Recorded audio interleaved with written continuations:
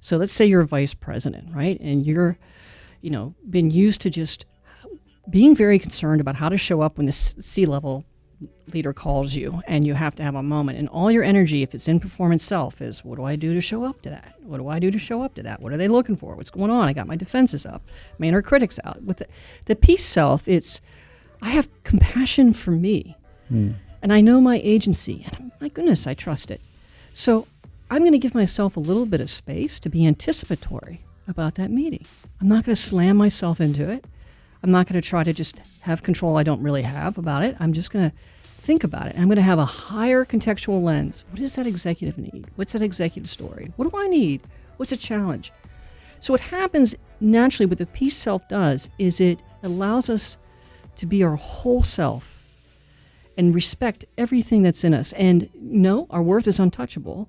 So we don't have anything going on under the covers, which is the performance self without peace is the imposter syndrome. It's like, oh, do you really know what you're doing?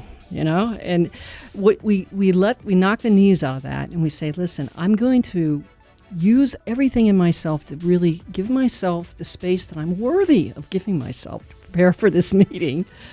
And good for that executive. And I'm going to start asking great questions.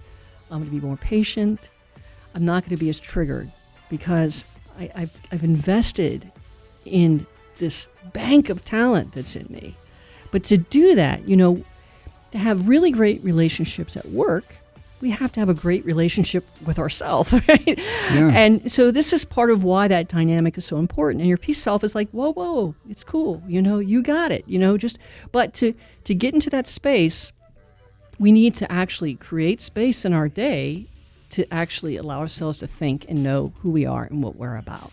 Yeah. So when you were talking, the word grace came to mind for me. Yeah. We got to give ourselves Absolutely. Grace, both in terms of how we show up and operate, but also even the grace of time and space.